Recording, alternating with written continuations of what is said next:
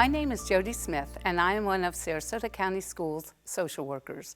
I'd like to welcome you to the mental health module on youth suicide prevention. Although this is a topic that is not a pleasant one, it is an important one.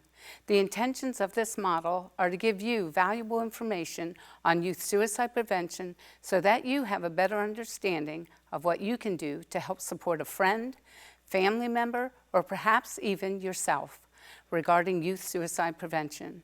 Before we get started, I would like to introduce the wonderful members of my Pine View team who have worked so hard to bring this module to you. I have with me today Gabriel, Rita, Samantha, JP, Ella, Lane, and Liam. Welcome back, everyone. Before we begin talking about the important topic of suicide prevention, we need to review our ground rules for this module.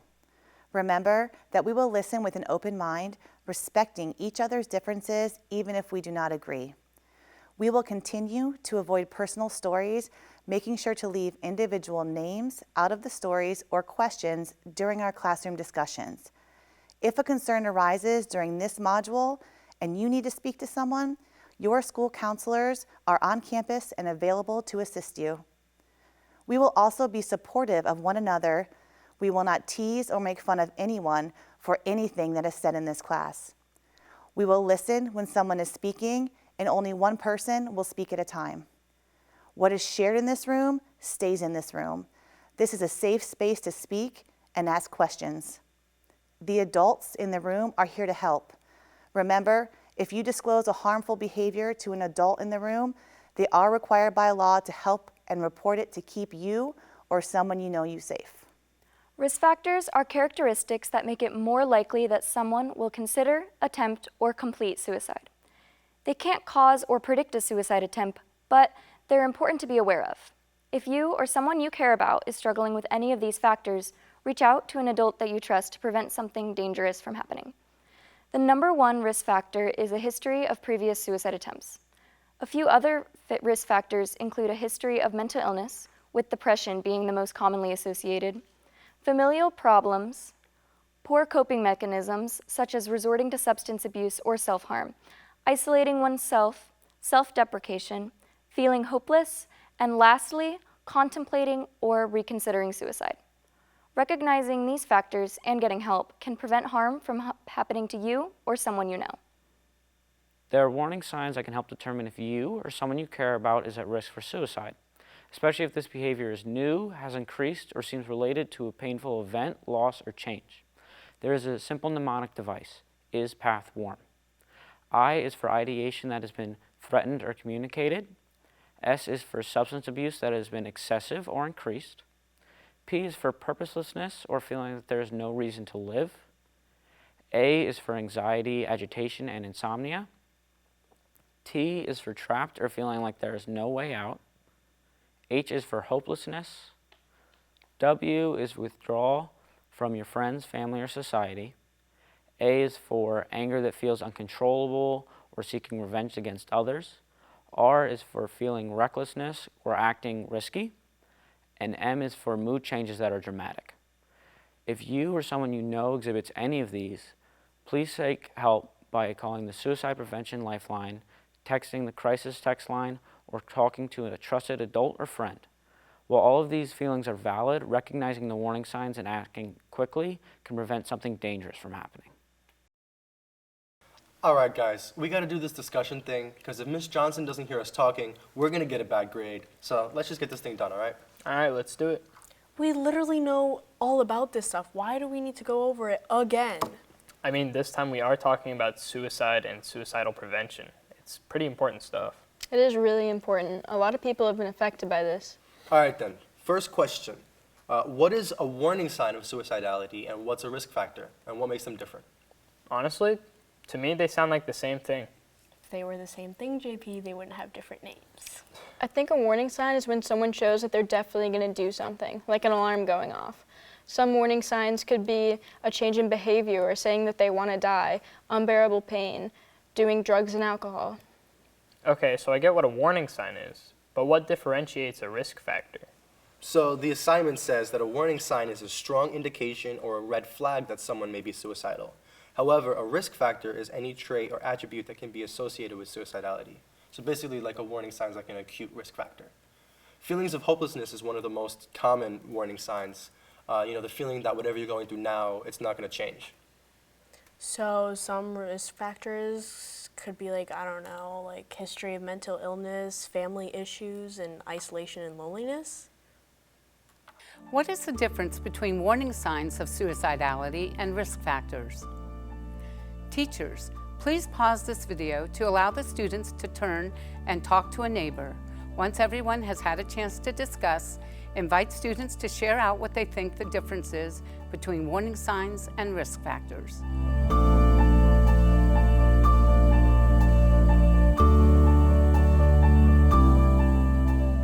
So in other words, a warning sign is like a big red flag, and a risk factor is something that can be associated with suicidal tendencies. Yeah, exactly right. Do you guys know what the number one risk factor is for suicide? I think maybe like depression? I don't think it's that. Well, what do you think it is? I think it's depression. Actually, the number one risk factor is a previous attempt. However, that doesn't mean that just because you've attempted before that you will in the future. Wow, I didn't know that. All right, next question. What does suicide rank as leading causes of death in school-age children? It's got to be at least top 10. I'd say even in the top 5. Do you really think it's top 5? I'm going to go with 4. It's actually the second leading cause of death for school-age children. The paper says that 16% of students have seriously considered suicide and 8% have attempted in the last year. That's scary. Dang. That's why it's important we're talking about this. If we see someone we know that's showing warning signs, we can tell an adult and get them help. You're right. Sometimes we feel like we shouldn't say something, but with statistics like that, we could really be saving someone's life. All right, true or false? If you talk about suicide, you may give someone the idea. This one's definitely false. Yeah, I'm going to have to go with Rita. Yeah, it is false. Talking about suicide only increases awareness. It doesn't give someone the idea to do it. How about this one? True or false? People who talk about suicide won't really do it. Well, it depends on who it is and what they say, right? Better safe than sorry. Yeah, I feel like it should be taken seriously every time someone says something, like a sign. Yeah, it is false. Almost everyone who's attempted suicide has shown some type of sign, said something somewhere. So if you hear or see someone doing something serious, then you have to take it seriously every single time. If your friend was talking about suicide or exhibited warning signs, who is an adult you trust to confide in?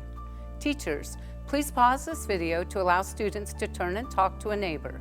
Once everyone has had a chance to discuss, invite students to share out who a trusted adult is in their life.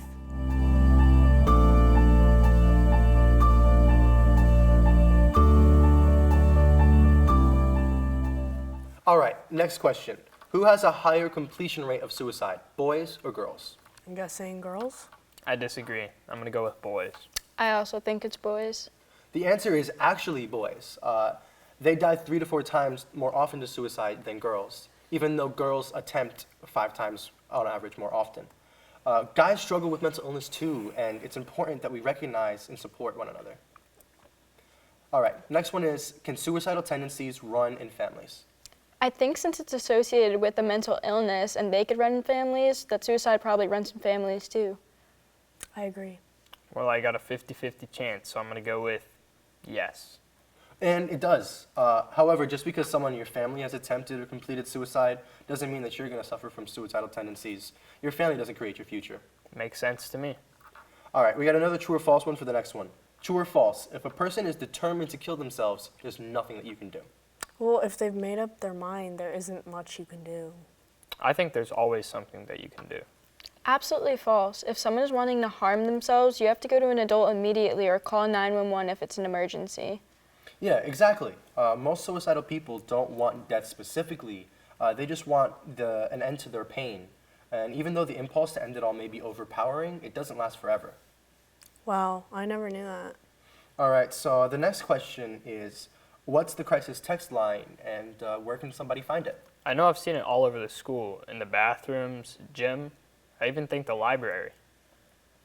Don't you like text here for you, but it's like the number 4? Yeah, it's exactly like that. You text here for you with the number 4 to the number 741741. You can find the signs all around. They're in the student bathrooms and many other places too. Yeah, it's a great resource. It's available 24/7 and they respond right away. But if there is a real emergency, you still have to call 911. Yeah. We're going to go ahead to the next question. The last question is, what's the most important thing you can do if someone tells you that they're planning on completing suicide? What do you think the most important thing you could do if someone tells you they are planning on completing suicide? Teachers, please pause this video to allow students to turn and talk to a neighbor. Once everyone has had a chance to discuss, invite students to share out what they think the most important thing they could do if someone tells them they are planning on completing suicide.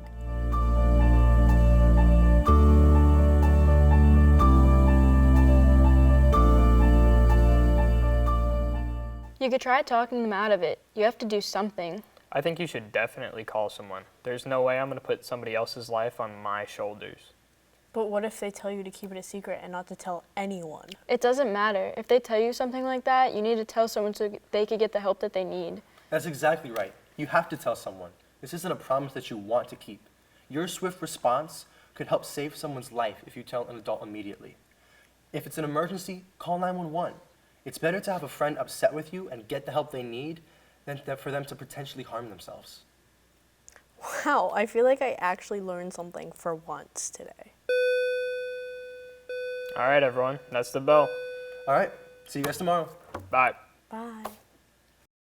Everyone needs help at one time or another. It doesn't matter who you are, what you do, where you come from, or what you've been told. Life's tough enough as it is. It's better to be open and work through what you went through than suffer alone. I've felt deep lows throughout my life, and I know it's not an easy task to be open and vulnerable with people, especially if you've been told not to do so. There were times that I was made to feel that sharing my emotions was an annoying thing to do and looked down upon. It felt and still does feel strange at times to share my emotions, but you need to reach out to people, whether it's a friend, a parent, just anybody at all. People go years without reaching out and talking to someone about what they're dealing with because they think that they are over-exaggerating or what is weighing them down doesn't compare to real issues. We feel ostracized, outcasted, alone, and forgotten that even though there are people who've gone through this, they aren't here for you. There are people who care, but you have to find them. You have to be ready to be open and honest with them and yourself. The more I go on, the more I realized I've lied to not just others, but to myself about what I felt and what I've gone through. There are times that society may have made you feel that you shouldn't speak about your emotions, that it isn't the case. If you're struggling with suicidal ideation or self-harm thoughts, please talk to someone. Through my own personal struggles, I know that being open with someone gives them the opportunity to help.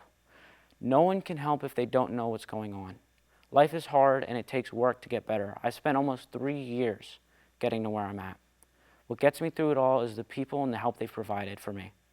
You do not have to fight alone. Life is hard, society is cruel, but people, not everybody, but enough people are good. Stop listening to the people that have put you down and find the people that will lift you up. If you find yourself feeling anxious and it's not an emergency, there are ways to help you cope. Small things like watching your favorite show, going on a walk, or playing the guitar can help calm your nerves. Coping strategies are meant to help reduce your stressors, and for some, this may be enough. However, these actions are not a viable long-term solution for those who continue to struggle. If you find yourself in this situation, please reach out to an adult in order to get the proper help. A lot of kids hide their emotions from adults or feel that their feelings aren't valid enough to share. However, a lot of kids are more comfortable sharing with a friend close to their age. This is incredibly important because for most, this is the first time they've shared, and the sharing of feelings is the first step to getting help.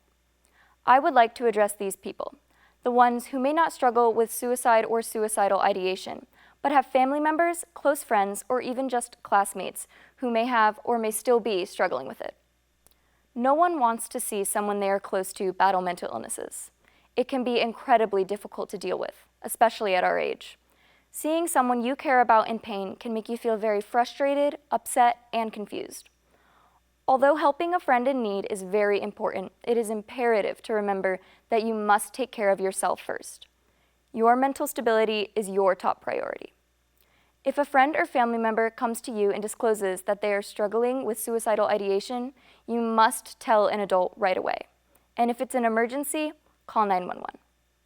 Reaching out for help can be incredibly difficult and uncomfortable, but it could be what's required to save someone's life.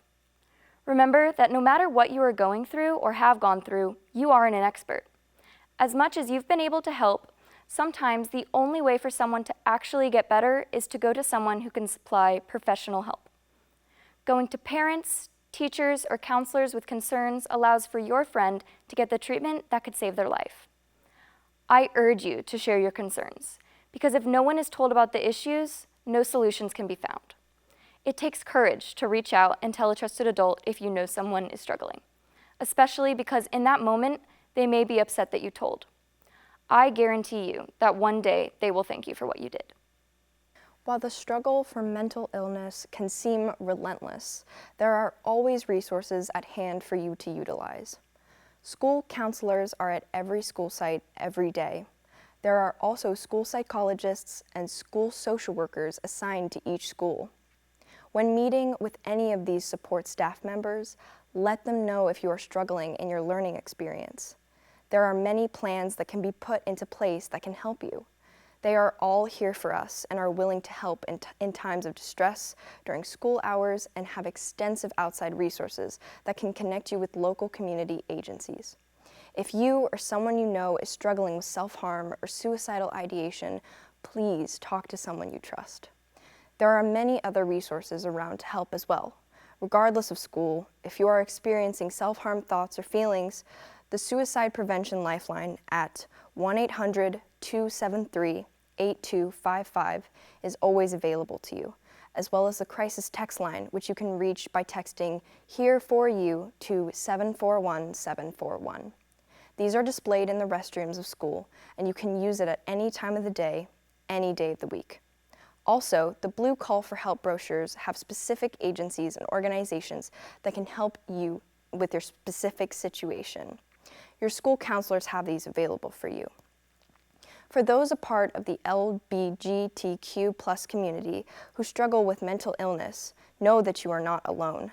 The Trevor Project is available to you with their hotline at 1-866-488-7386. It is important to feel safe during this time period. Also Youth is a local organization that can provide just that, with peer support groups for those of all sexual orientations and gender identifications. You can talk to your school counselor for more information. You're probably skeptical to dish out personal information to adults you don't trust. School counselors, therapists, and other resources mentioned all need to abide by the HIPAA rule, a national standard that protects your personal information and health records.